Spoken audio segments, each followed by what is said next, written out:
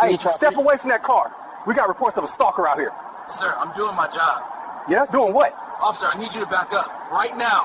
Who the hell you think The federal probation officer. Your body cam just captured you blowing an active investigation. Congratulations. On a clear, quiet afternoon in Redwood Heights, a rookie officer made a mistake so reckless it detonated a federal investigation and nearly got an innocent man, a federal officer, killed. His body cam captured every second of it. The footage begins with a black man standing beside a parked sedan, watching a vehicle down the block with laser-focused attention. He's calm, controlled, working. But rookie officer Daniel Keene storms into frame, hyped and ready for a confrontation. "Hey, step away from that car! We got reports of a stalker out here!" Within seconds, Keene escalates, grabs for cuffs, and pushes a federal officer to the brink of blowing his cover. Then the man lifts a gold badge. "Federal probation officer, and your body cam just captured you blowing an active investigation." What happened next cost the department $7.9 million and ended Teen's career before it ever started. Before we continue, where are you watching from? If this is your first time here, please hit subscribe. Stories like these need to be shared, and your support helps us bring more truth to light. Redwood Heights, a suburban neighborhood on the outskirts of Sacramento, California. Mid-afternoon on a Wednesday in early September. The kind of day where the heat had broken, but the sun still felt warm. Where residential streets were quiet except for the occasional car passing. Where people were at work and children were still in school. Darius Cole, 38 years old, sat in his unmarked sedan parked on Maple Street, his eyes fixed on a house 3 doors down. He'd been there for 2 hours, maintaining visual surveillance on a gray Honda Civic parked in the driveway of that house.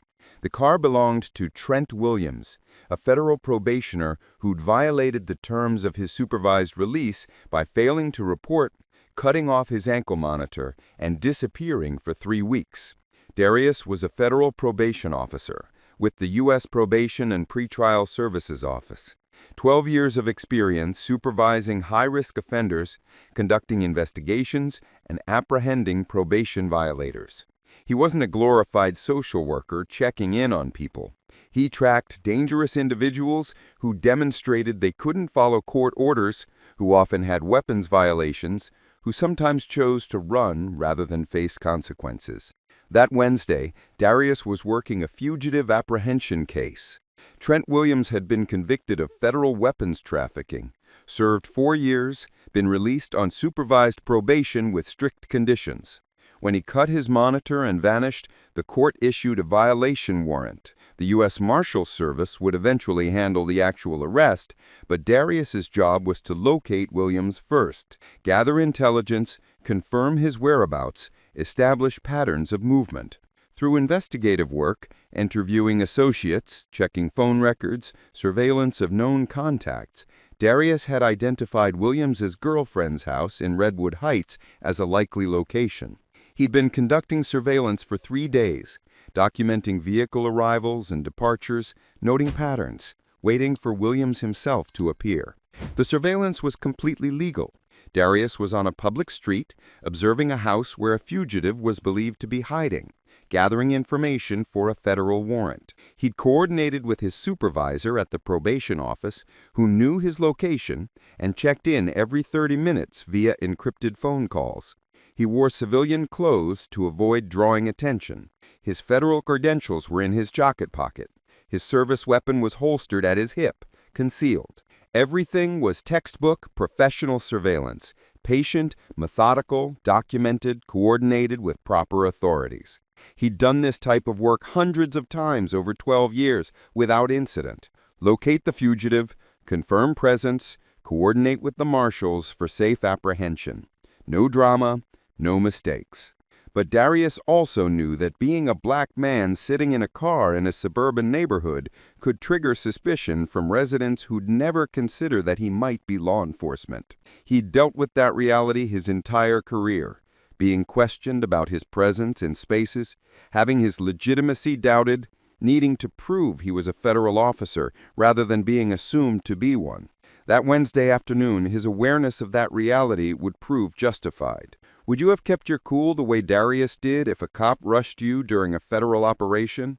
Officer Daniel Keene, 24 years old, had been with the Sacramento County Sheriff's Department for exactly 3 months and 8 days.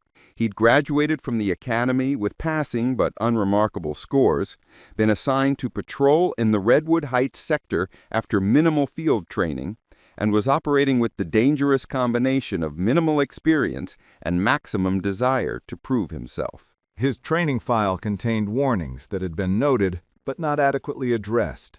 Officer Keene demonstrates impulsive decision-making under pressure, tendency to escalate situations that could be resolved through communication, needs additional work on de-escalation and threat assessment, recommend extended field training before solo patrol authorization.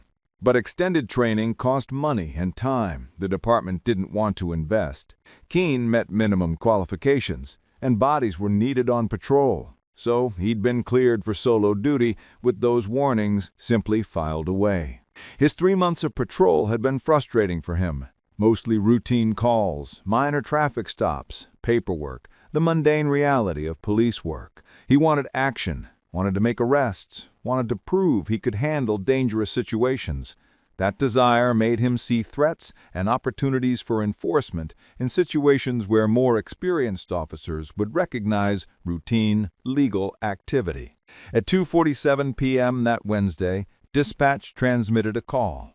Suspicious person, Maple Street, Redwood Heights. Caller reports male subject sitting in vehicle for extended period, watching houses, possible stalking behavior. The call had come from Mrs. Helen Morrison, a 71-year-old resident who'd noticed Darius's car parked on the street for hours, and had decided his presence must be criminal. She called 911 not because she'd observed any specific illegal activity, but because she'd seen a black man sitting in a car, and her brain had translated that into "doesn't belong here, must be up to something."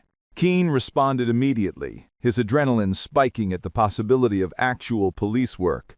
He didn't request backup, didn't call for additional information about the suspicious behavior, didn't consider that someone sitting in a car might have perfectly legal reasons for being there. He just responded fast, eager, ready for confrontation. His AXON Bodycam activated as he pulled his patrol car onto Maple Street and spotted Darius's sedan. The footage captured his rapid approach, his aggressive body language, his hand already positioned near his service weapon before he'd gathered any information about the situation. Who do you think is more dangerous, an inexperienced officer or an unchecked one? The footage that would later be viewed over 20 million times across various platforms showed exactly what happened when inexperience met bias, when eagerness overrode judgment, when assumptions replaced assessment. The Bodycam perspective captured Darius from about 10 feet away, a black man in his late 30s, wearing jeans and a casual jacket, standing beside his sedan, his eyes focused down the street toward the Tardick house. His posture was relaxed but alert, the stance of someone working, observing, professional. His hands were visible at his sides. His demeanor communicated calm competence rather than furtive behavior. Everything about the scene should have suggested to a trained observer that this was law enforcement conducting surveillance. The unmarked but well-maintained vehicle, the professional attire, the focused observation rather than nervous scanning, the confidence of someone who had every right to be exactly where he was. But Keene didn't observe. He reacted. The audio captured his approach. Rapid footsteps, elevated breathing, voice already raised before he'd assessed anything. "Hey, step away from that car. We got reports of a stalker out here." Darius turned slowly, his movements deliberate, his expression shifting from focused concentration to recognition of a problem. His voice was calm, controlled, carrying authority. "I'm working. Back up." The body cam captured Keene's response.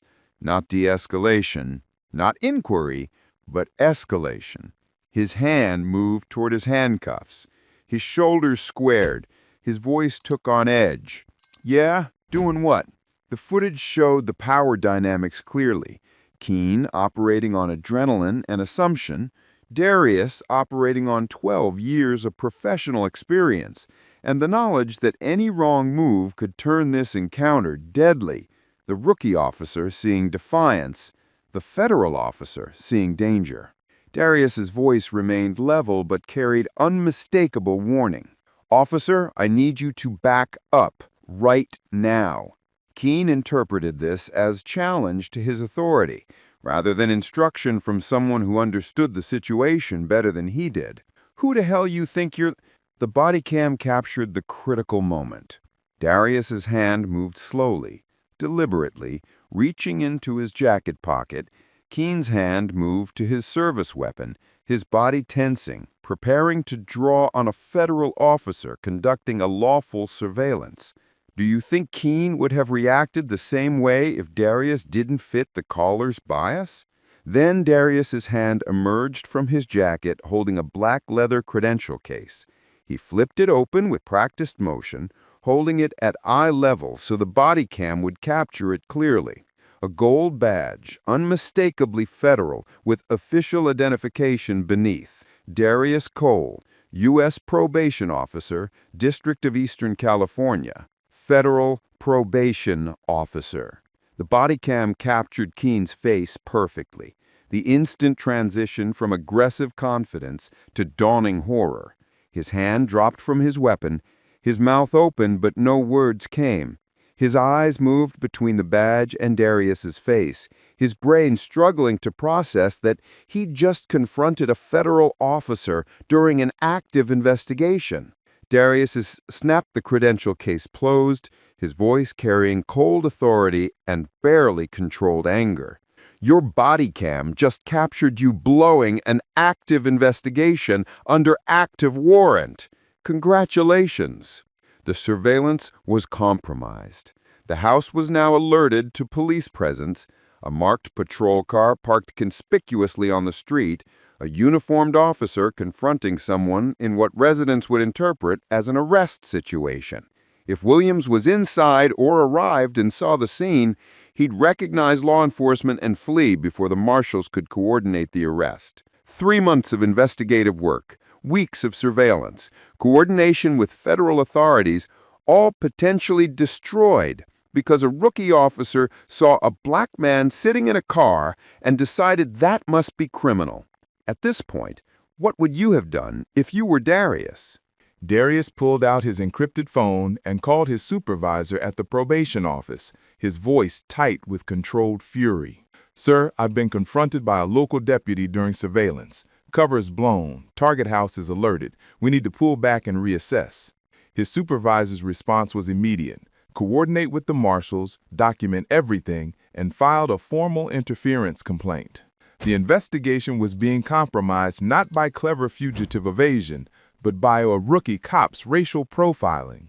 The surveillance team that had been positioned at various points around the neighborhood, other probation officers, a marshal observing from a different vantage point, all had to abort. They pulled back, hoping Williams hadn't been tipped off yet, knowing they'd have to start surveillance planning from scratch. Williams, who'd been inside the girlfriend's house, had indeed noticed the commotion. He'd seen the patrol car, seen Keene confronting someone, recognized the signs of law enforcement activity. Within an hour, he'd slipped out the back, called a friend for pickup, and disappeared again. It would take another 5 weeks to relocate him, this time in a different state, requiring coordination with out-of-state probation offices and additional marshals' resources. All because Keene had seen a black man sitting in a car and assumed stalker rather than considering law enforcement. Keene stood frozen on the street, beginning to understand the magnitude of his error. Darius didn't stay to educate him. He had a compromised investigation to report, a supervisor to brief, and a fugitive who was now alerted and mobile. Keene returned to his patrol car and called his sergeant, his voice shaky. "Sarge, I've got a situation. I confronted someone on surveillance, and it turns out he's a federal probation officer. I think I messed up their case." Sergeant Linda Patterson arrived within 15 minutes, having coordinated with dispatch to get the full details.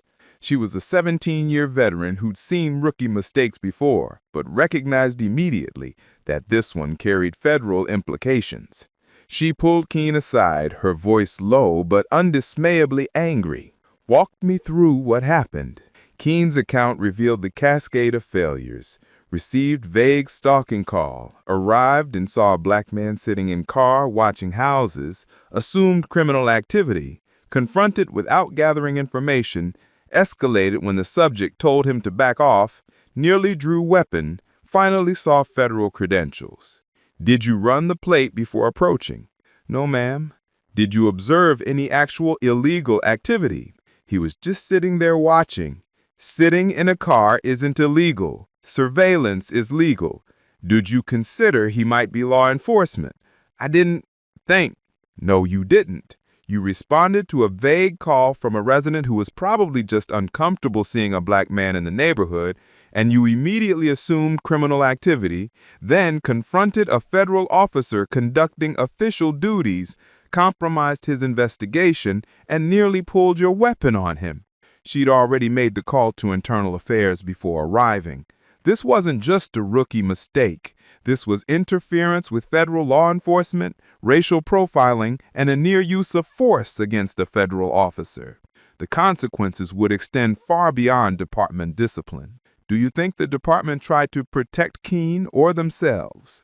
The U.S. Probation Office filed a formal complaint with the Sacramento County Sheriff's Department within 24 hours, documenting the interference with federal operations. The complaint was copied to the U.S. Marshals Service, the Department of Justice's Office of Professional Responsibility, and the Civil Rights Division.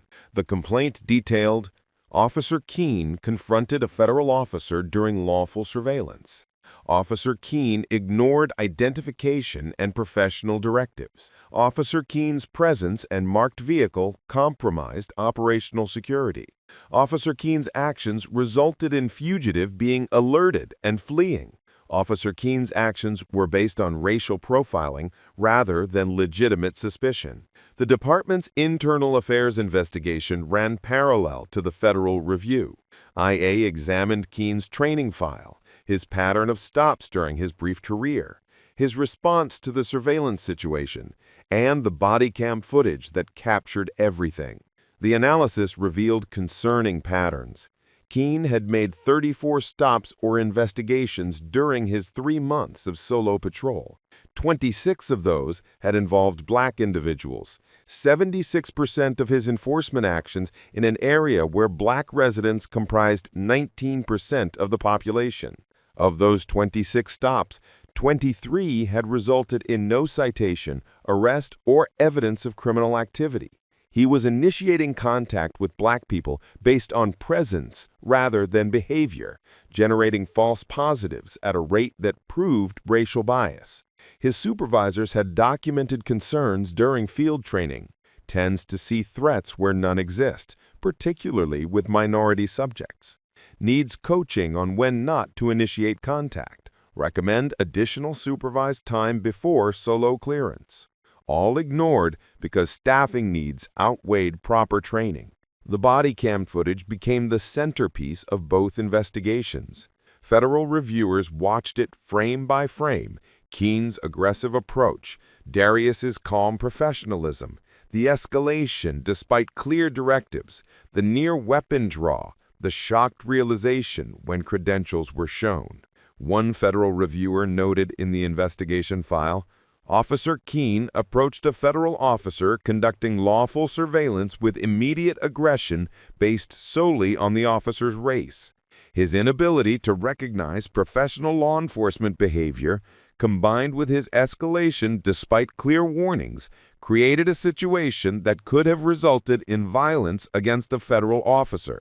This represents both individual failure and institutional failure in training and supervision.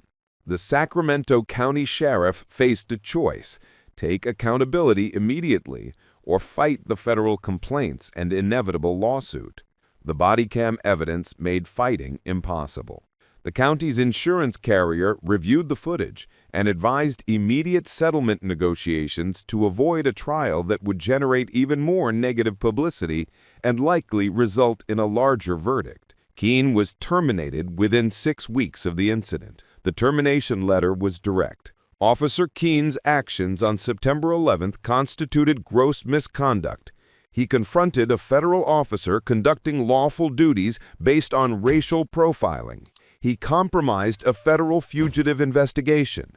He escalated a situation that posed no actual threat. His pattern of stops demonstrates racial bias.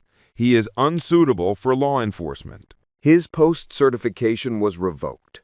His name was entered into the National Decertification Index. He would never work in law enforcement again in any state. Darius Cole filed a comprehensive federal civil rights lawsuit 9 months after the incident. The complaint named Officer Daniel Keene individually, his field training supervisor, and the Sacramento County Sheriff's Department. The legal claims were extensive. Count 1. Interference with federal law enforcement. Keene's confrontation disrupted a lawful federal investigation, resulting in a fugitive fleeing and requiring additional resources to relocate and apprehend. Count 2. Fourth Amendment violation. Unlawful detention. Keene detained Darius without reasonable suspicion, based solely on a vague call and racial assumptions. Count 3. 14th Amendment violation. Racial discrimination. Keene's stop was motivated by racial bias, as evidenced by his pattern of disproportionate stops of black individuals. Count 4. Assault on a federal officer. Keene's near draw of his weapon while confronting a federal officer constituted assault under federal law. Count 5. Intentional infliction of emotional distress. Being confronted at gunpoint while conducting federal duties, having his investigation compromised, and facing the possibility of violence caused severe distress. Count 6. Municipal liability. The department's inadequate training, ignored warnings about Keene's bias, and clearing him for duty, despite documented concerns, enabled the violations. The lawsuit sought $12 million in damages, acknowledgement of wrongdoing, and comprehensive reforms. The county settled for $7.9 million 13 months after the incident.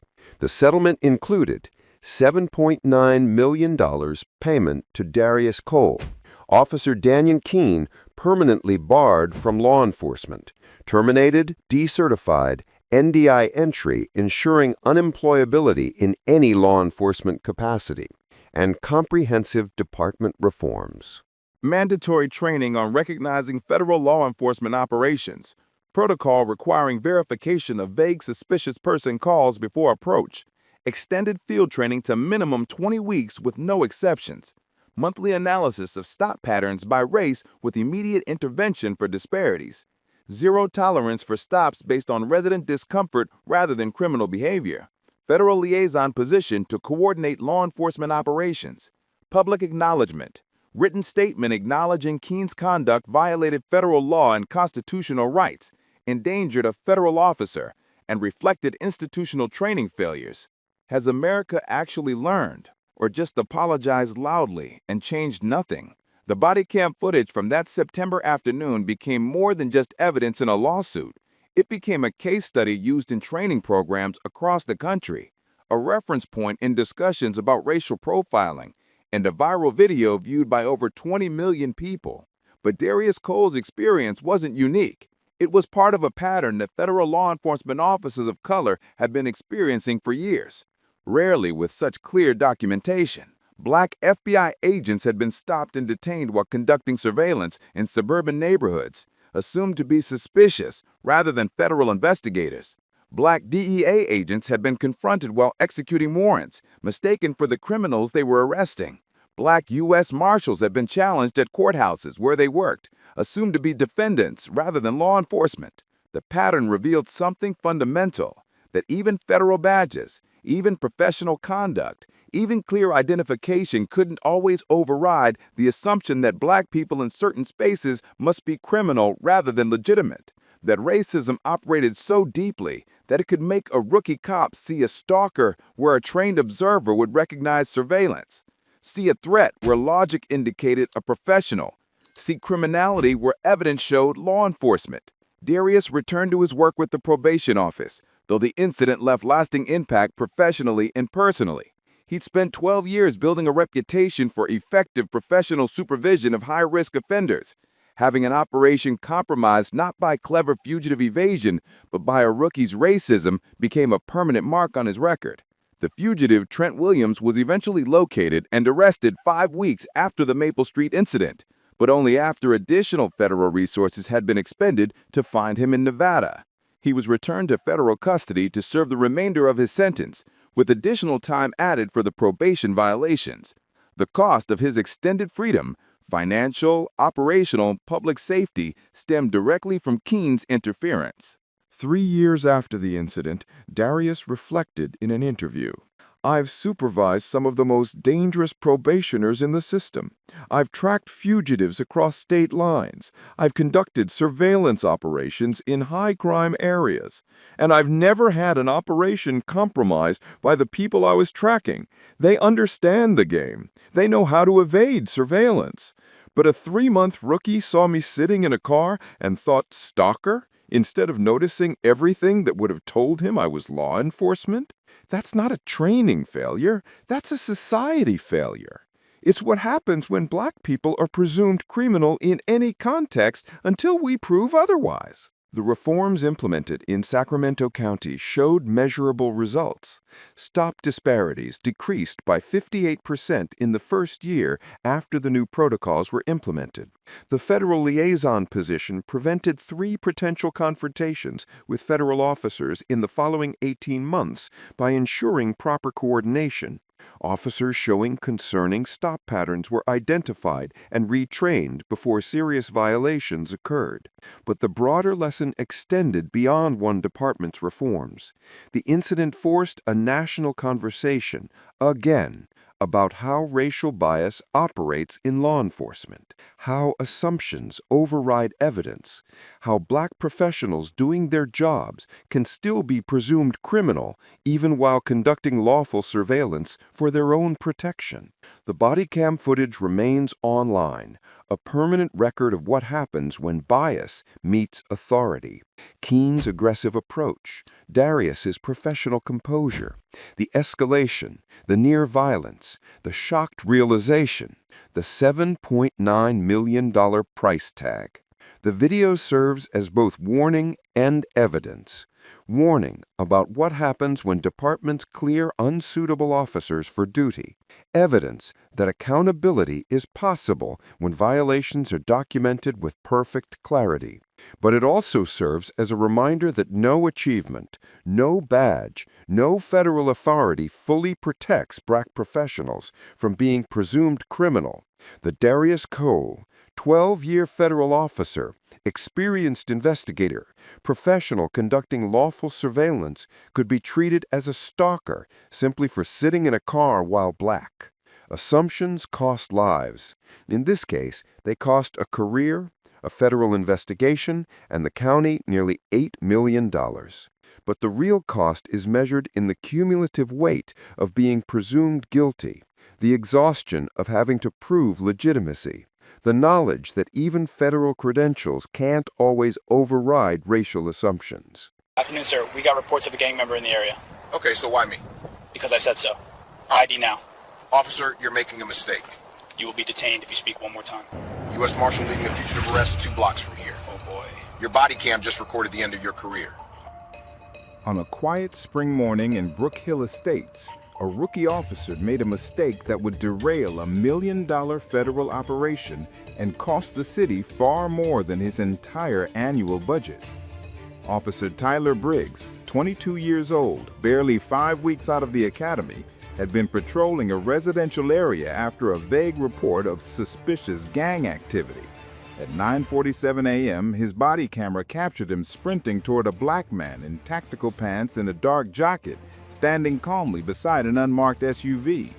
Briggs barked orders, shouted about detaining a possible gang member, and demanded ID with trembling bravado. What he didn't know What he didn't bother to assess is that the man he confronted was a U.S. Marshal conducting a covert fugitive arrest operation only 2 blocks away. Within seconds, Briggs's assumptions, adrenaline, and unchecked bias would trigger a scandal, compromise a high-risk federal mission, and end with a lawsuit that reshaped the department. Before we continue, where are you watching from? If this is your first time here, please hit subscribe. Stories like these need to be shared, and your support helps us bring more truth to light. Brook Hill Estates, a middle-class residential neighborhood on the outskirts of Columbus, Ohio. Tree-lined streets, single-family homes with small yards, the kind of area where people know their neighbors and take pride in maintaining their properties. Morning on a Tuesday in early May meant school buses, people leaving for work, the normal rhythm of suburban life. Deputy U.S. Marshal Darius Thompson, 38 years old, stood beside his unmarked black Chevrolet Suburban at 9:47 a.m., 2 blocks from a house where a federal fugitive was believed to be hiding. Darius wore tactical pants, a dark blue jacket with police printed on the back in small yellow letters, and a radio earpiece. His federal credentials were clipped to his belt, clearly visible. He was coordinating the final positioning of his fugitive task force. 6 other federal agents, positioned at strategic points around the target house, preparing for a high-risk arrest. The fugitive, Marcus Williams, was wanted on federal charges: armed robbery of a credit union, assault on a federal officer during his initial escape, and weapons trafficking. He was considered armed and extremely dangerous. The U.S. Marshal Service had tracked him for 3 months across 4 states before finally locating him at his girlfriend's house in Brook Hill Estates. The operation had taken weeks of surveillance, coordination with local law enforcement command, and careful planning to minimize risk to civilians in the residential neighborhood. Darius had been with the Marshal Service for 12 years, previously served 8 years as military police in the Army, and specialized in tracking violent fugitives. He led a task force that had captured over 200 fugitives with a perfect safety record: no civilian injuries, no officer casualties, methodical and professional operations that prioritized public safety. That morning, he was doing exactly what he'd done hundreds of times before: coordinating final positions via encrypted radio, confirming sight lines, ensuring all team members understood the arrest plan. His SUV was parked on a residential street with a clear view of the target house, 2 blocks away. His posture was relaxed and alert, his movements deliberate and calm. Everything about his presence communicated law enforcement professional, if you knew what to look for. Officer Tyler Briggs didn't know what to look for. Briggs was 22 years old, 5 weeks removed from police academy graduation, assigned to routine patrol in the Brook Hill Estates sector. His training evaluations had included concerning notes. Officer Briggs demonstrates excessive enthusiasm that sometimes manifests as reckless urgency, tends to escalate situations based on limited information, would benefit from additional mentoring on threat assessment and de-escalation. But the department was understaffed, and Briggs met minimum qualifications, so he'd been cleared for solo patrol. That morning, Briggs had received a vague dispatch call. Possible suspicious activity, Brook Hill Estates area. Caller reports seeing someone in gang clothing loitering near vehicles. No specific location, no description beyond gang clothing, no reported crime. Just a resident's unease translated into a dispatch call that would derail a federal operation. Briggs drove through the neighborhood looking for anything that matched his understanding of gang clothing, which essentially meant any black person dressed casually.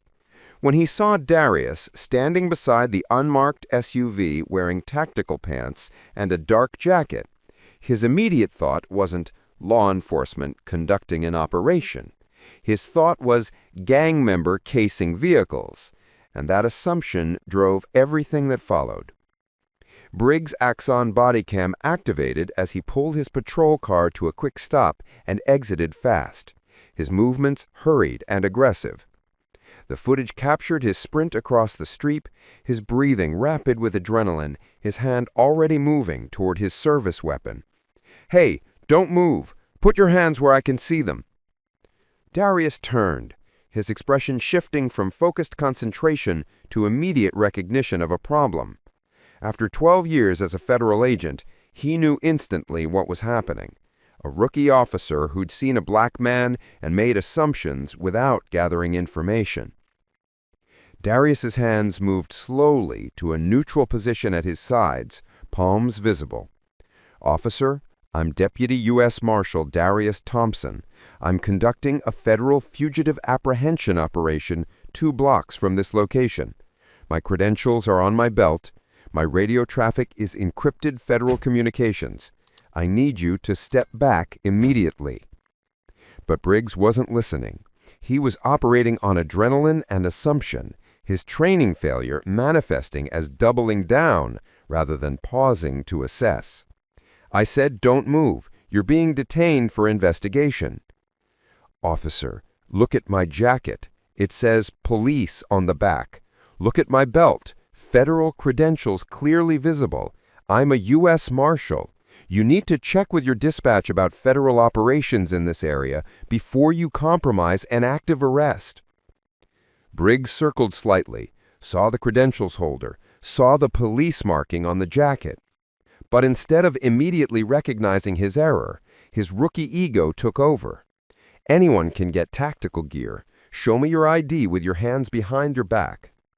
Darius's voice remained calm but carried unmistakable authority and warning now. "I'm not putting my hands behind my back. I'm a federal agent coordinating a high-risk fugitive apprehension operation 2 blocks from this location. Your presence here is being broadcast on an unsecured radio channel that could alert our target.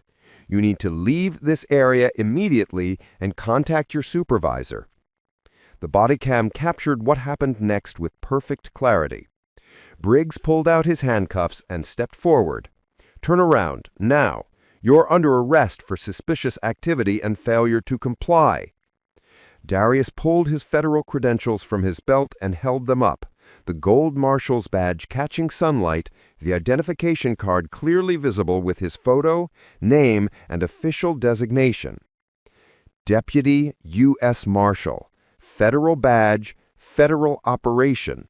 You are compromising a fugitive apprehension and committing obstruction of justice."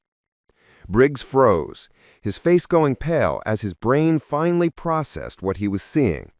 But the damage was done. Darius's encrypted radio crackled with voices from other team members. "Marshal Thompson, we have movement at the target house. Suspect may be aware of police presence. Do we proceed or abort?" If you saw this confrontation on Bodycam with zero context, what would your first reaction be?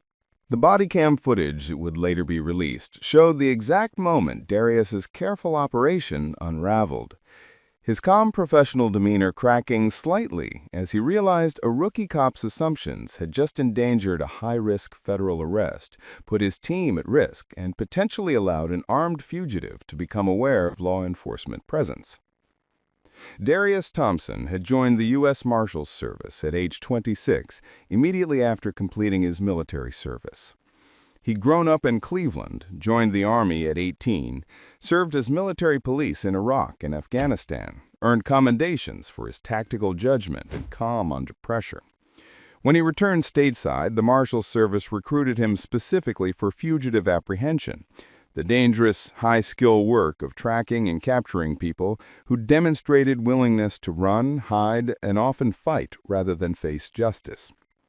Over 12 years, he'd become one of the service's most respected deputies. He tracked fugitives across international borders, coordinated multi-agency task forces, trained newer agents on tactical operations.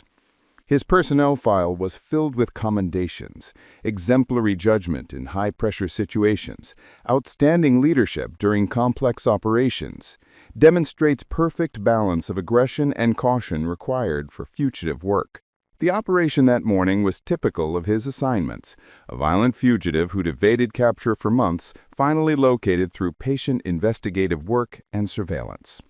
Marcus Williams, the target, had robbed a credit union in Cincinnati 3 months earlier, fled during the initial police response, assaulted a pursuing officer with his vehicle, and disappeared. Federal warrants were issued. The Marshal's Service took over the investigation.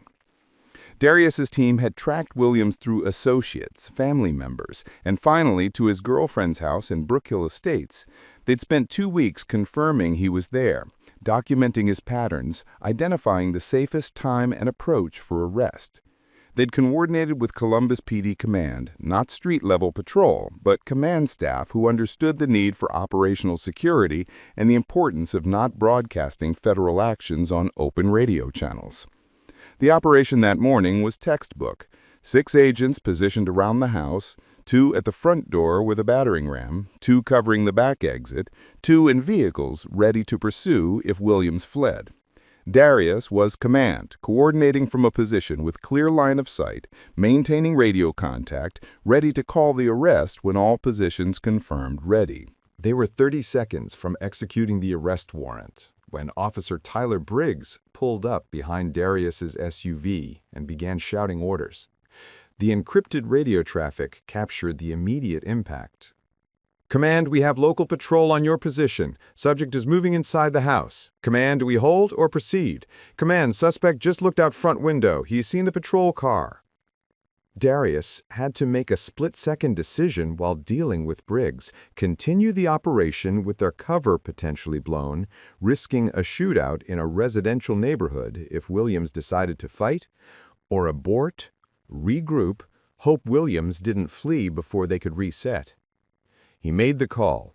"All units, hold position. Do not approach target house. Local patrol has compromised operational security. We abort and regroup." The disappointment in his voice was audible even through the radio transmission. 3 months of investigation, 2 weeks of surveillance, perfect positioning, all of it disrupted because a rookie cop saw a black man in tactical clothing and assumed gang member rather than federal agent.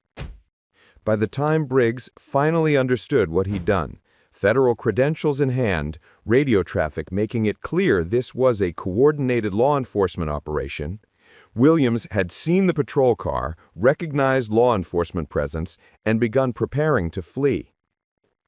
Darius's team managed to prevent this escape by quickly repositioning, but the arrest became far more dangerous than planned, requiring a forced entry and physical struggle that injured one agent and resulted in property damage to the girlfriend's house. All of it could have been avoided if Briggs had taken 30 seconds to assess the situation before confronting Darius. Have you ever seen a situation where one small mistake caused huge consequences? Officer Tyler Briggs stood frozen in the street, Darius's federal credentials in his hands, the weight of his error settling over him like physical pressure. He'd been on the force 5 weeks. In those 5 weeks, he'd made 17 stops. 14 of those stops had involved black individuals. 13 of those stops had yielded no citations, arrests, or evidence of criminal activity. Briggs hadn't been trained to recognize those numbers as problematic. He'd been trained to trust his instincts, to respond to suspicious behavior, to prioritize officer safety above de-escalation. But his instincts were shaped by bias he'd never examined. His definition of suspicious was influenced by stereotypes he'd absorbed from media, culture, and the unspoken messages about who poses threats and who deserves scrutiny. When he'd received the dispatch call about gang clothing, he'd immediately formed a mental image. Young black man in baggy clothes, possibly armed, probably engaged in criminal activity. That image was so firmly established in his mind that when he saw Darius, a 38-year-old federal agent in professional tactical gear, his brain had simply projected the stereotype onto reality. The Bodycam footage captured his breathing, rapid, shallow, adrenaline-fueled. Captured his hand movements, jerky, uncertain, compensating for inexperience with aggression. Captured his voice, trying to sound authoritative, but coming across as shaky and uncertain.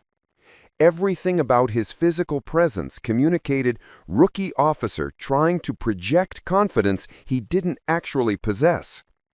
His training had taught him to give commands forcefully, to control situations through dominance, to treat non-compliance as resistance.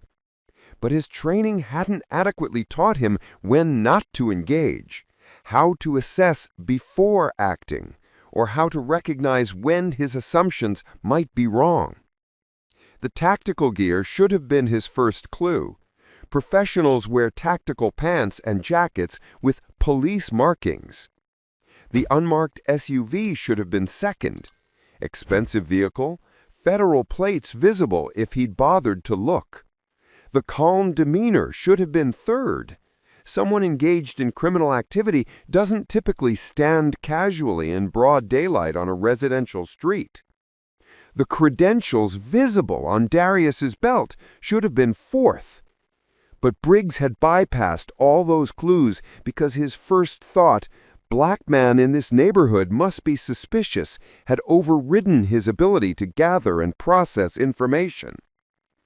Now he stood in the street, watching federal agents execute a now compromised arrest 2 blocks away, listening to radio traffic describing how the operation he'd disrupted was proceeding with elevated risk, and beginning to understand that his career in law enforcement would likely be measured in days rather than years. Darius walked back to his SUV without another word to Briggs. He had more important things to do than educate a rookie who just cost the Marshal's Service months of investigative work and potentially put his team at risk. He pulled out his phone and called his supervisor at the Columbus field office. "Sir, we executed the Williams warrant. Subject in custody, 1 agent, minor injuries during struggle. Operation was compromised by local patrol officer who detained me during final positioning, broadcast our presence on open radio channels, and alerted the target. I need you to contact Columbus PD Command and initiate a formal complaint about interference with federal operations." Do you think rookies should have different rules when responding to vague or racially biased tips? Within 3 hours, Officer Tyler Briggs was placed on administrative leave pending an internal investigation.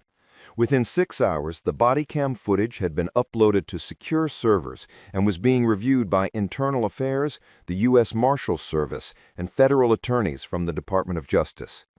Within 12 hours, the story had leaked to media outlets.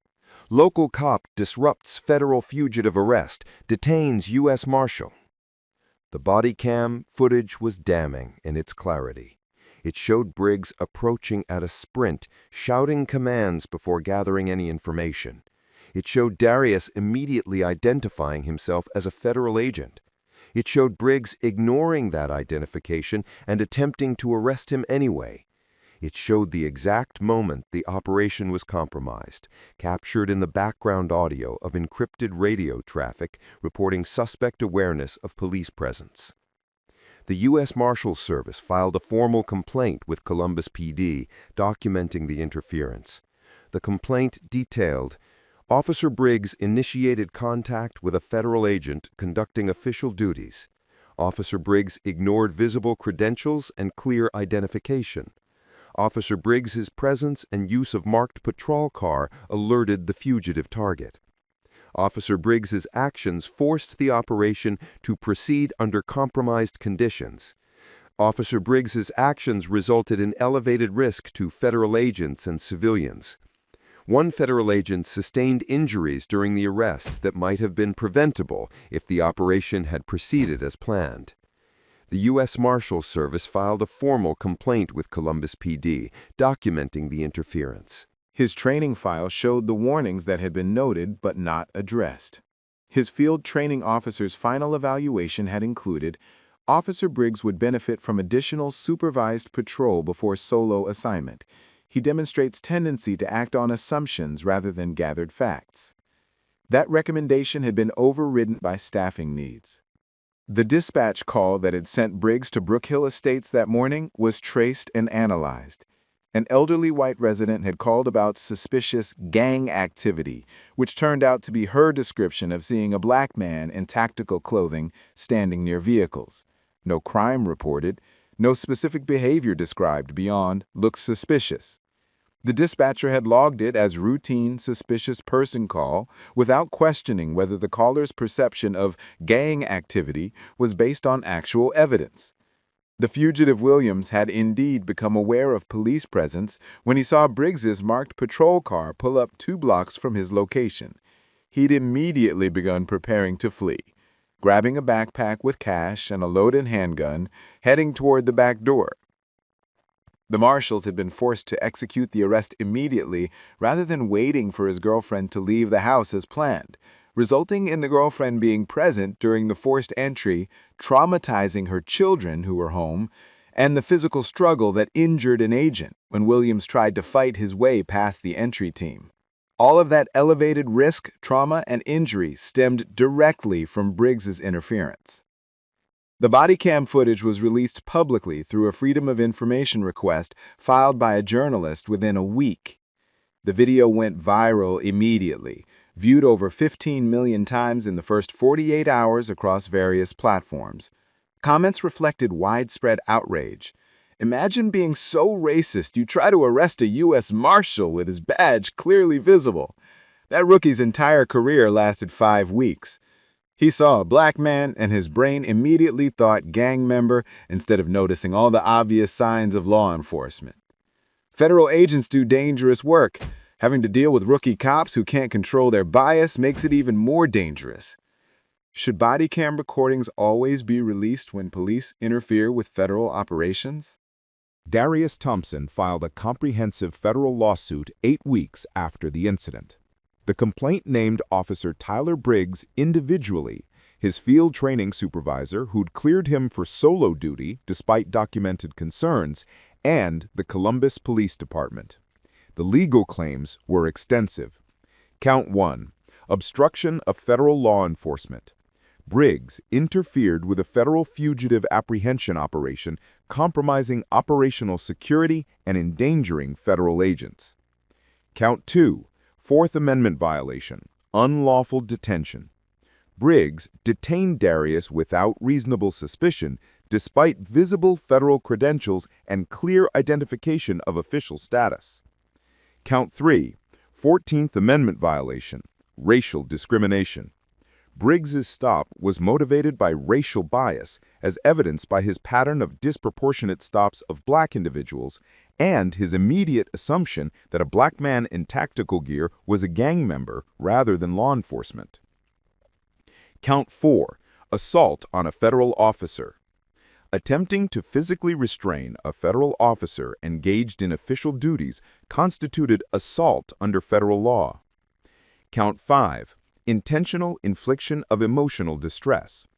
Being detained and having a critical operation compromised caused significant professional and emotional harm. Count 6. Municipal liability. Columbus PD's inadequate training, failure to supervise Briggs properly, and pattern of ignoring documented concerns enabled the constitutional and federal law violations. The lawsuit sought $12 million in damages, termination of Officer Briggs, and comprehensive reforms to training, supervision, and stop pattern monitoring. The city's defense attorneys reviewed the evidence and quickly recognized they had no viable position. The body cam footage was indefensible. The operational damage to a federal investigation was documented. Briggs's stop pattern proved racial bias.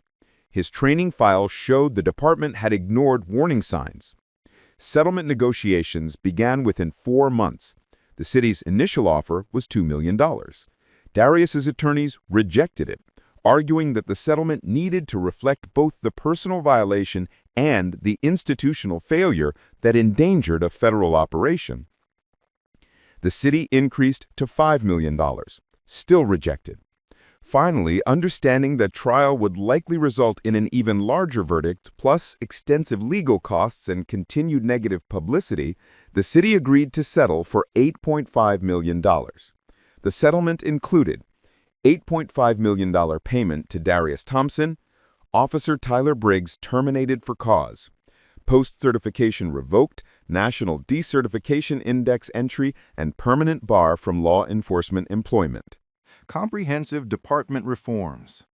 All patrol officers required to check dispatch for federal operations before responding to vague suspicious person calls.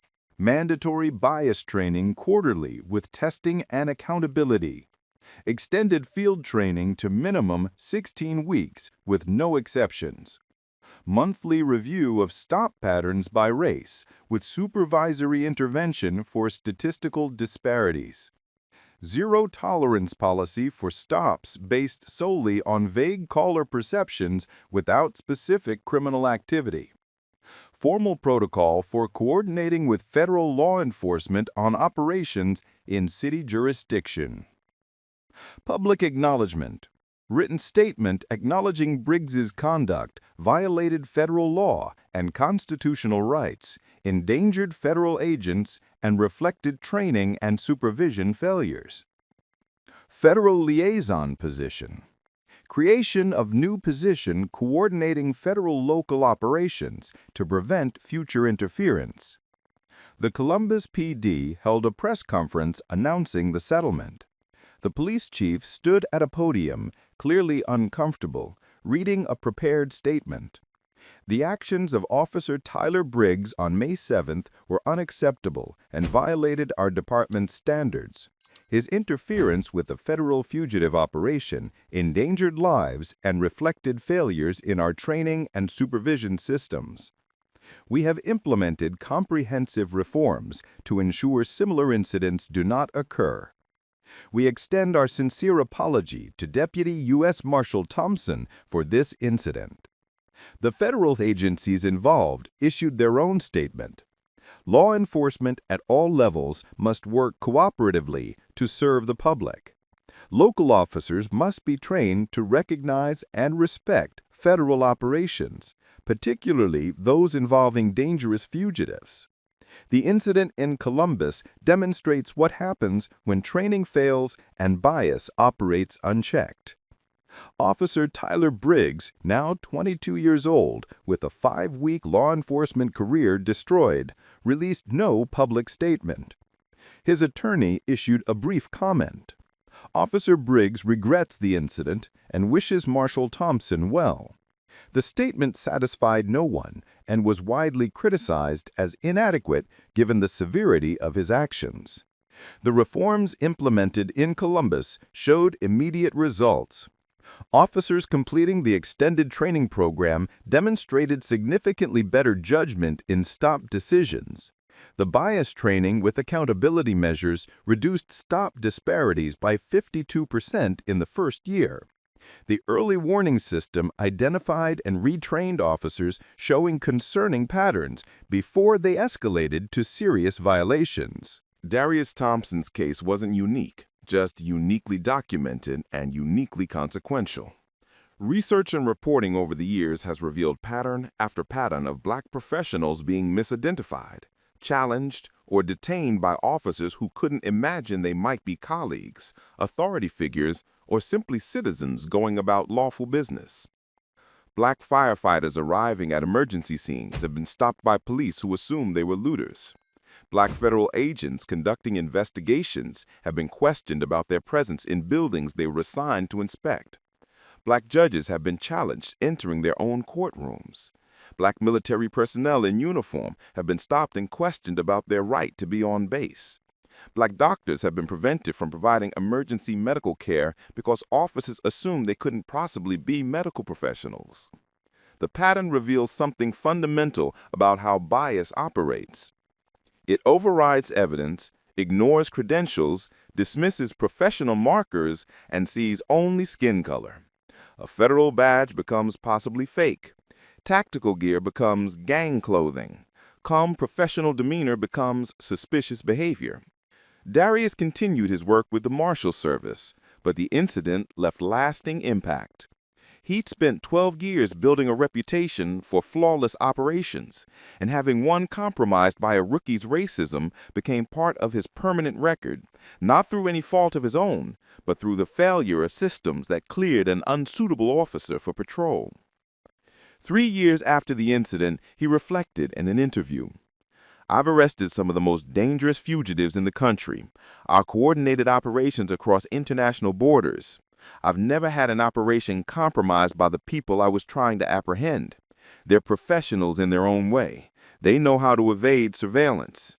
But a 5-week rookie saw me and thought gang member, instead of noticing the federal badge, the tactical gear, the unmarked SUV with federal plates, the encrypted radio equipment. That's not a training failure. That's a bias failure, and it nearly got my team hurt." The Bodycam footage remains in training archives, used by police academies and federal law enforcement programs as an example of how assumptions destroy operations and violate rights. Briggs approaching at a sprint, Darius identifying himself immediately, Briggs ignoring visible credentials. The operation compromised, the settlement costing millions. The lesson should be obvious. Gather information before acting. Verify before confronting. Recognize that black people in professional clothing might actually be professionals. Understand that federal agents come in all races. Know that assumptions cost careers, endanger operations, and violate rights. But the lesson has to be taught repeatedly because the bias is deeply embedded. Because officers are still being trained to see threats before humanity. Because systems still prioritize filling patrol cars over properly preparing the people who wear the uniforms. Because the cost of failure is borne by those who are assumed criminal until they prove otherwise. Why do so many officers see danger first and humanity second when the subject is black? If you believe these stories matter, if you think officers who compromise federal operations through racial bias should lose their badges permanently, hit that subscribe button. We're exposing how inadequate training and unchecked assumptions create federal incidents and million-dollar settlements. We're demanding accountability for officers who endanger federal agents through racial profiling. We're fighting for a system where black professionals don't have to defend their legitimacy to rookies who can't control their bias. This isn't about one officer or one marshal. It's about every black professional who's been treated as suspicious for doing their job, who's had to prove they belong in spaces they've earned the right to occupy. Sir, this vehicle's being towed. You can't park here. Officer, that's my spot. Yeah, you wish. Back up. Okay. What makes you think this car is illegally parked? Because you don't look like you work here. Chief Judge Marcus Ellison, and you just lost your job. On a crisp October morning outside the Brookwood County Courthouse, a rookie officer made a mistake that would cost the city millions and destroy his own career before it ever began. Officer Ryan Kelton, 23 years old and barely 2 months out of the academy, had been assigned to courthouse parking enforcement, a task usually considered impossible to mess up.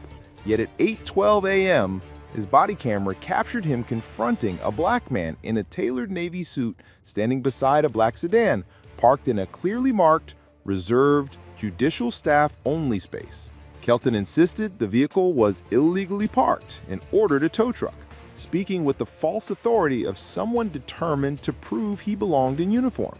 The man he confronted was Chief Judge Marcus Ellison, the highest-ranking judicial officer in the county, preparing to preside over a major sentencing hearing that morning. Within minutes, Kelton's arrogance, assumptions, and unchecked bias would trigger a scandal that ended in a $17 million settlement. Before we continue, where are you watching from? If this is your first time here, please hit subscribe. Stories like these need to be shared, and your support helps us bring more truth to light. Brookwood County Courthouse sat at the center of downtown Brookwood, a mid-sized city in the upper Midwest with a population of about 250,000. The courthouse was an imposing structure, 5 stories of limestone and glass, built in the 1970s and renovated in 2015, housing 14 courtrooms, chambers for 12 judges, offices for prosecutors and public defenders, and administrative facilities for county legal services. The building operated on strict parking protocols.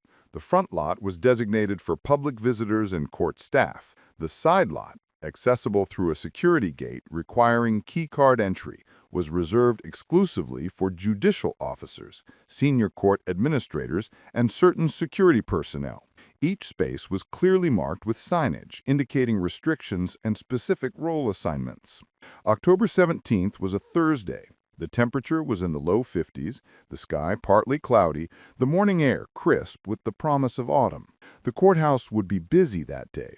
12 hearings scheduled, 3 jury trials in session, dozens of attorneys, witnesses, and defendants moving through security, conducting the daily business of justice. Chief Judge Marcus Ellison, 51 years old, arrived at the courthouse at 8:09 a.m. in his black BMW sedan. He'd been Chief Judge of Brookwood County for 3 years, appointed to the position after 17 years as a trial judge and 5 years before that as a prosecutor.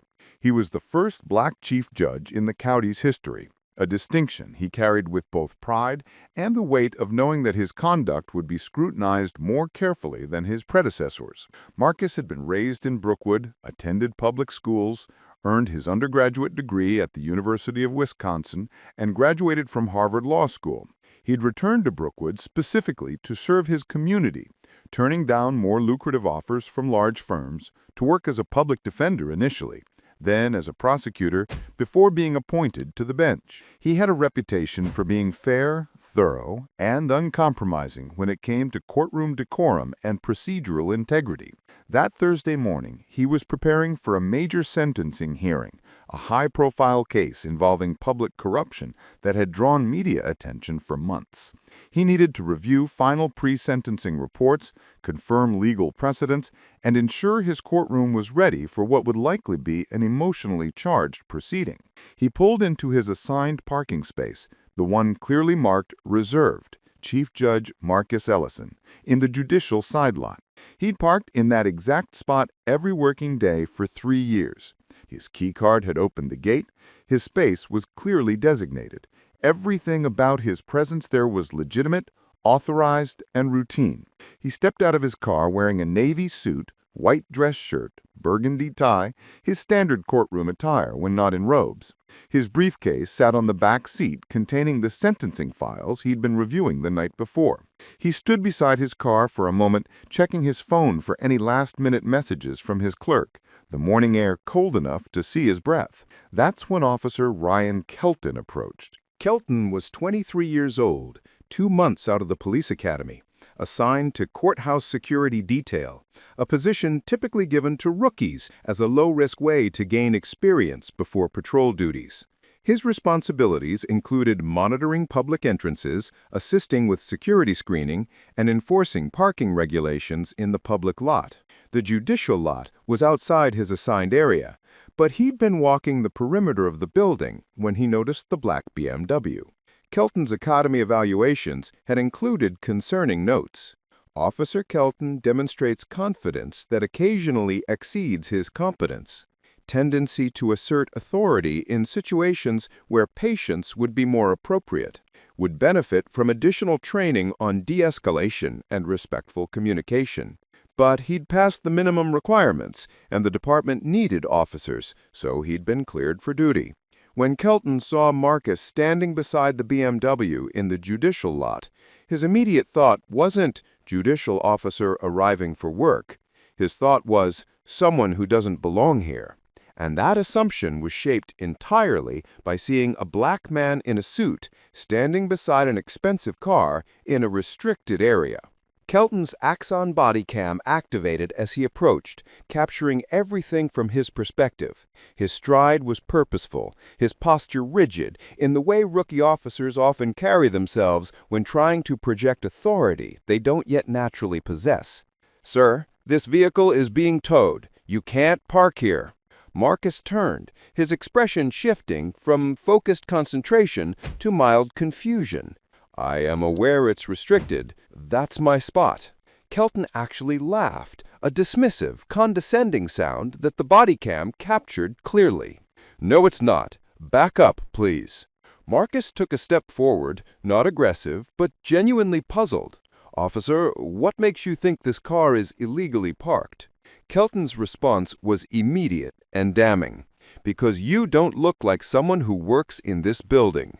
The statement hung in the air, its meaning unmistakable.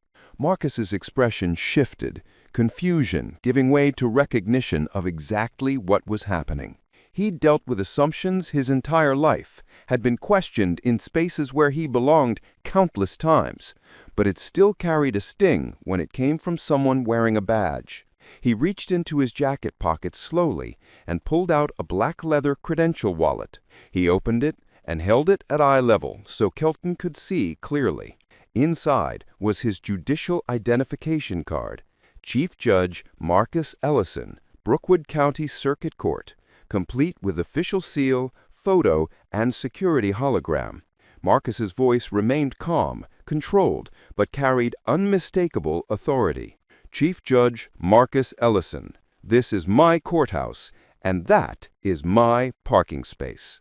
The Bodycam captured Kelton's face perfectly in that moment.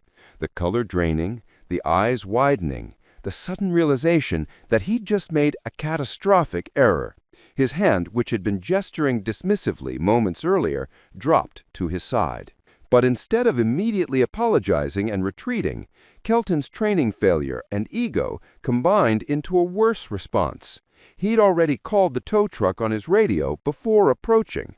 Now he stood frozen, trying to figure out how to undo what he'd set in motion without admitting he'd been completely wrong from the beginning. If this moment happened to you, what would your reaction be? Let me know in the comments. Marcus stood quietly, watching Kelton process the situation, his patience wearing thin. After 17 years as a trial judge, he'd developed the ability to remain composed under pressure, but this was testing even his considerable restraint. He'd been questioned about belonging in his own courthouse, in his own parking space, while preparing for a major hearing, by someone who should have been focused on actual security concerns rather than making assumptions about who belonged where. "Officer, I need you to cancel that tow truck." Kelton found his voice, though it had lost all its earlier authority. Chief Judge, I apologize. I didn't realize." "You didn't realize because you made an assumption without gathering any information. The sign on this space clearly identifies it as mine. The gate to this lot requires judicial staff credentials. My vehicle has appropriate parking permits visible on the windshield. You had multiple pieces of information available that would have prevented this encounter, but you chose not to verify any of them." A tow truck pulled into the lot at that moment, having responded to Kelton's earlier call. The driver, recognizing the situation immediately when he saw the Chief Judge's parking sign and the judicial credentials visible in Marcus's hand, stopped his truck and waited, smart enough not to approach until he understood what was happening. Court staff arriving for their morning shifts began noticing the unusual scene. The Chief Judge standing beside his car, a young officer looking increasingly distressed, a tow truck idling nearby. Jennifer Chen, the Chief Judge's court clerk for the past 5 years, walked quickly over from the employee entrance. "Judge Ellison, is everything all right?" Marcus gestured toward Kelton.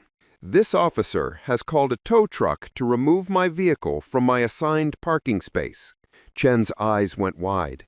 She looked at Kelton, at the clearly marked space, at the tow truck, back to Kelton. "Officer, this is the Chief Judge. This has been his parking space for 3 years. What's going on?" Kelton's face had gone from pale to red, embarrassment and panic competing. But instead of simply admitting his error, he tried to defend his actions.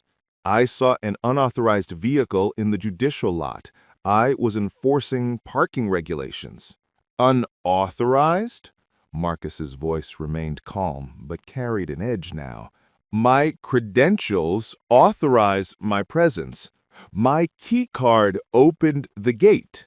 My parking permit is displayed. The signage identifies this as my space. On what basis did you determine I was unauthorized?"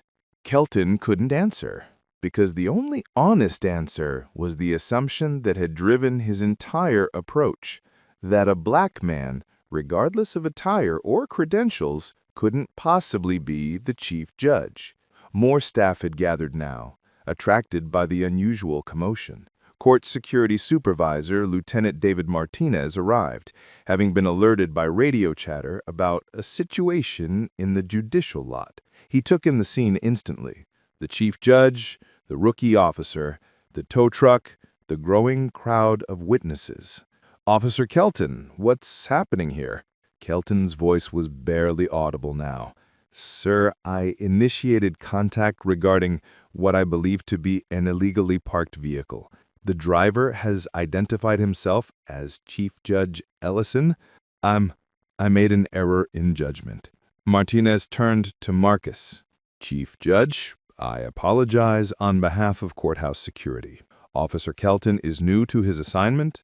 I'll be filing a full incident report and initiating an internal affairs review."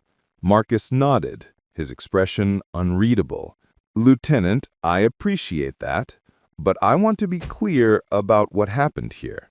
Your officer approached me based on an assumption about who I am rather than verification of facts readily available to him. He called a tow truck to remove my vehicle from my assigned space. And when I challenged his actions, his first instinct was to defend his judgment rather than admit error. That's not a training issue, that's a bias issue."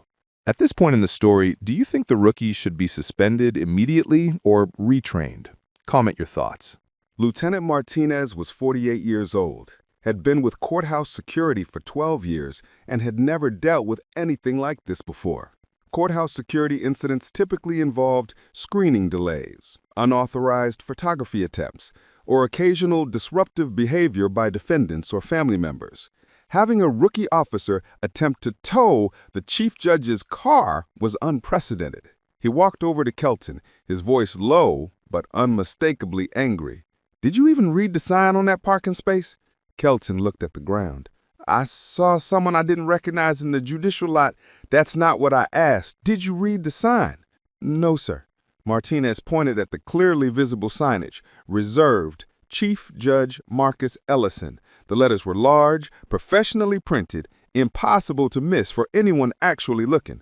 That sign has been there for 3 years. The gate requires credentials. The vehicle has proper permits. What made you think this was an unauthorized vehicle? Silence, because any answer Kelton gave would require acknowledging his bias. Martinez continued, his frustration evident. "You're assigned to the public entrance. The judicial lot is not your responsibility. What were you doing over here?"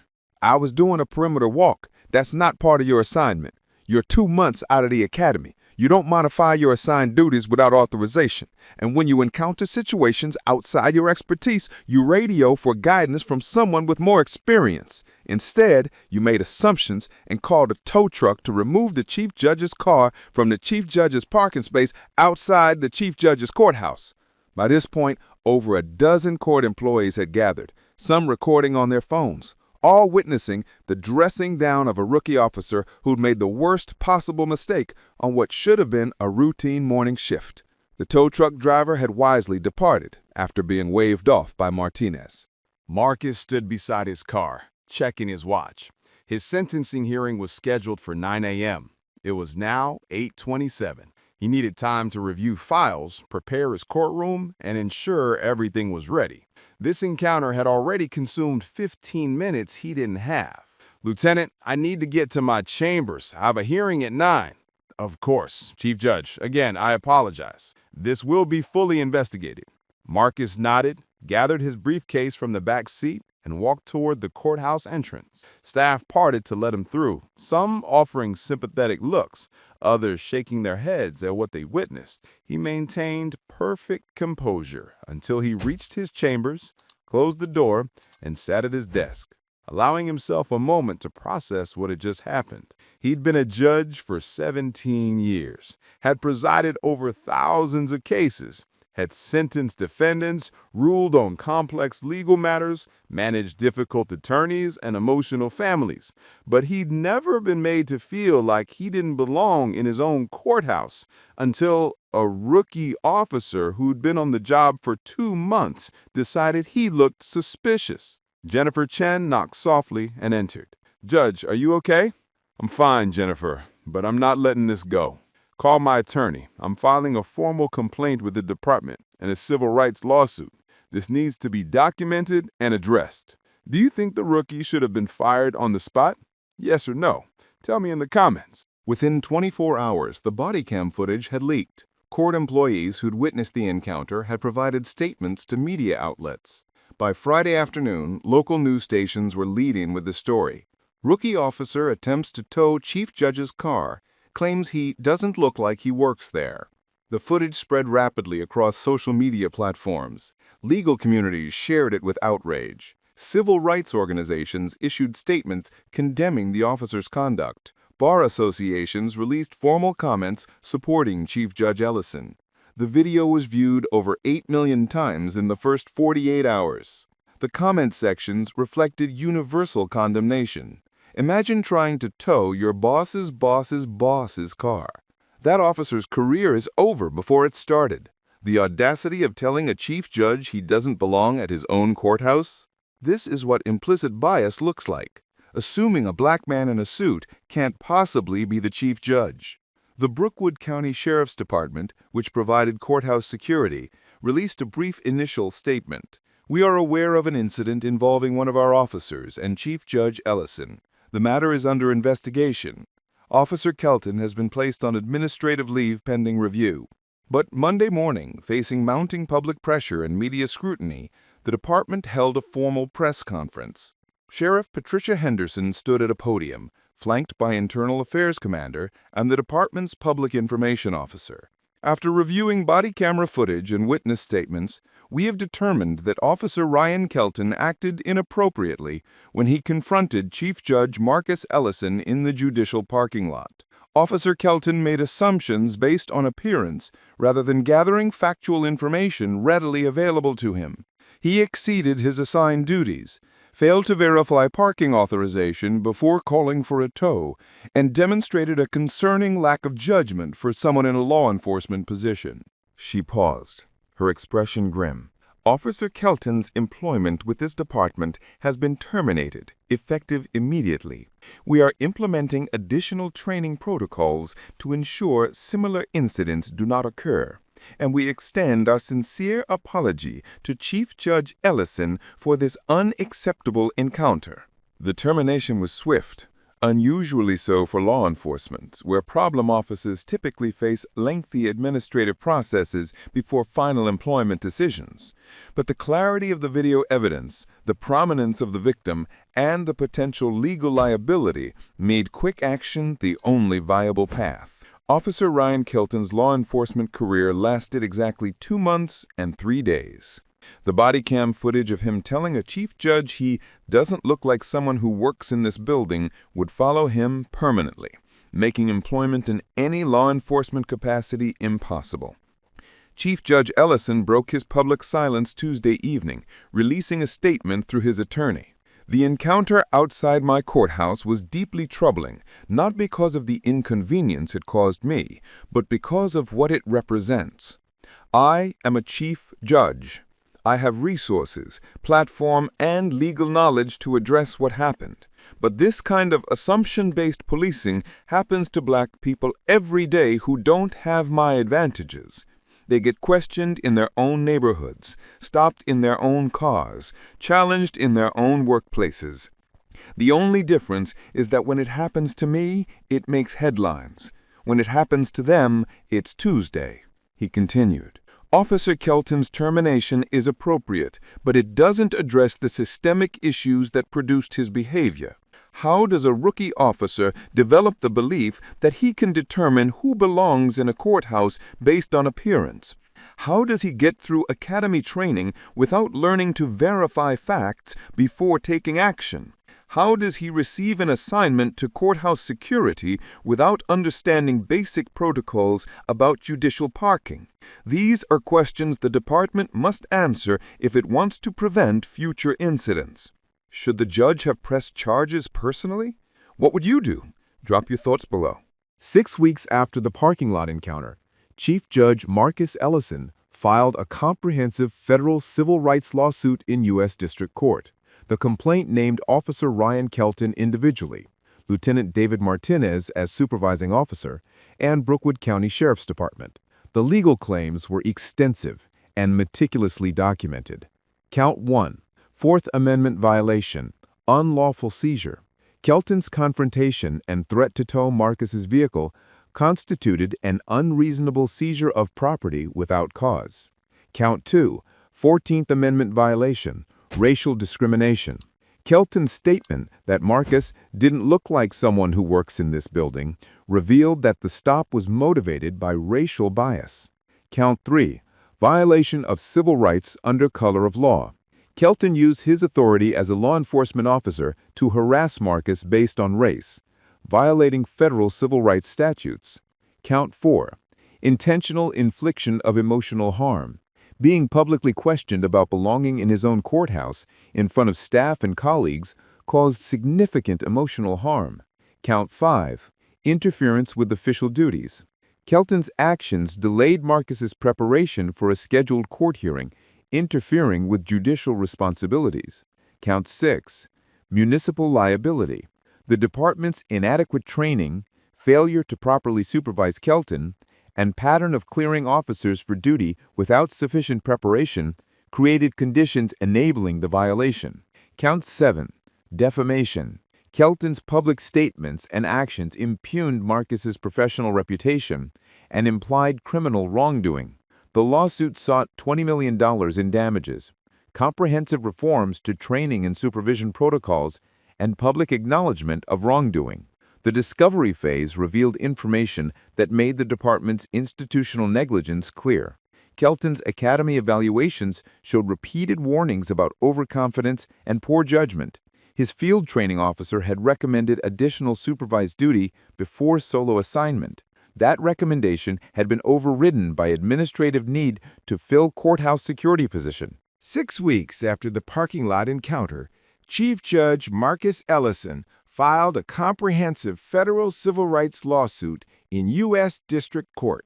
The complaint named Officer Ryan Kelton individually, Lieutenant David Martinez as supervising officer, and Brookwood County Sheriff's Department. The legal claims were extensive and meticulously documented. Count 1, Fourth Amendment violation, unlawful seizure. Kelton's confrontation and threat to tow Marcus's vehicle constituted an unreasonable seizure of property without cause. Count 2, 14th Amendment violation, racial discrimination. Kelton's statement that Marcus didn't look like someone who works in this building revealed that the stop was motivated by racial bias. Count 3, violation of civil rights under color of law. Kelton used his authority as a law enforcement officer to harass Marcus based on race, violating federal civil rights statutes. Count 4, intentional infliction of emotional distress. Being publicly questioned about belonging in his own courthouse in front of staff and colleagues caused significant emotional harm. Count 5, interference with official duties. Kelton's actions delayed Marcus's preparation for a scheduled court hearing, interfering with judicial responsibilities. Count 6, municipal liability. The department's inadequate training, failure to properly supervise Kelton, and pattern of clearing officers for duty without sufficient preparation created conditions enabling the violation. Count 7, defamation. Kelton's public statements and actions impugned Marcus's professional reputation and implied criminal wrongdoing. The lawsuit sought $20 million in damages, comprehensive reforms to training and supervision protocols, and public acknowledgement of wrongdoing. The discovery phase revealed information that made the department's institutional negligence clear. Kelton's academy evaluations showed repeated warnings about overconfidence and poor judgment. His field training officer had recommended additional supervised duty before solo assignment. That recommendation had been overridden by administrative need to fill courthouse security position. The $17 million settlement was announced at a joint press conference 16 months after the parking lot encounter. Chief Judge Ellison stood at a podium, flanked by his attorneys, facing dozens of cameras and reporters. "This settlement represents accountability," he began, his voice carrying the same measured authority he brought to his courtroom. "But I want to be clear about what it means and what it doesn't mean. It means the county has acknowledged that what Officer Kelton did was wrong, was discriminatory, and was enabled by systemic failures in training and supervision. That acknowledgement matters." He paused, looking directly at the cameras. "But money doesn't undo the experience of being told you don't belong in your own courthouse. It doesn't erase the humiliation of being questioned in front of colleagues and staff. It doesn't restore the sense that your professional accomplishments should be sufficient to establish your legitimacy. What this settlement can do is force institutional change that prevents the next person who won't have my resources or platform from experiencing the same discrimination." Marcus donated $5 million of the settlement to establish the Judicial Diversity Fellowship Program, providing support for law students of color pursuing careers in the judiciary. He continued serving as chief judge, though the incident left lasting impact. He was more aware now of how staff watched him, more conscious of the symbolic weight he carried as the first black chief judge, more exhausted by the reality that even at the highest levels of achievement, assumptions about who belongs persist. Officer Ryan Kelton disappeared from public view after his termination. His law enforcement career had lasted 2 months. The Bodycam footage had been viewed over 20 million times, making him unemployable in any criminal justice capacity. He moved out of state within 6 months. His law enforcement aspirations permanently finished. The reforms implemented at Brookwood County Courthouse showed measurable results. Officers completed comprehensive training before courthouse assignments. Unnecessary contacts with staff dropped by 74%. No officer showed patterns of racially disparate interactions in the 2 years following implementation. The external monitors reports documented genuine progress. But Chief Judge Ellison's case remained extraordinary in one critical way. His position gave him power to demand accountability that most victims of racial profiling never have. Most people questioned about belonging in their own spaces don't have federal credentials, don't have media attention, don't have $17 million settlements forcing institutional change. They just have the violation, the exhaustion, and the daily reality that their right to exist in spaces they've earned remains conditional on others' perceptions. 3 years after the parking lot encounter, Marcus reflected in a Ray interview. "People sometimes ask if I've moved past it. The truth is you don't move past being told you don't belong in your own courthouse. You integrate it into your understanding of how the world works. I'm still chief judge. I still park in that same space every day. But I'm also more aware now, more cautious, more conscious that my appearance can trigger assumptions that override obvious facts. That's the tax of being black in professional spaces, carrying the knowledge that achievement doesn't always protect you from prejudice." The Bodycam footage remains online, a permanent record of how bias manifests in split-second assumptions. The rookie officer's career-ending mistake, the chief judge's measured response, the institutional failures that enabled the encounter. 20 million views across platforms, a case study used in law schools, judicial training programs, and police academies. The parking space outside Brookwood County Courthouse still bears the sign, "Reserved, Chief Judge Marcus Ellison." The courthouse still operates daily, dispensing justice, managing cases, serving the community. But that space represents something larger now, a reminder that even the highest-ranking judicial officer can be questioned about belonging, that badges and credentials don't eliminate bias, that the cost of assumptions extends far beyond individual encounters. Officer Kelton learned the hard way that not everyone you disrespect is powerless. Some of them run the courthouse you work in. And that lesson, expensive for the county and career-ending for him, serves as a warning about what happens when bias operates as instinct and training fails to intervene. If you believe these stories matter, if you think officers who make racially discriminatory statements should face immediate termination, hit that subscribe button.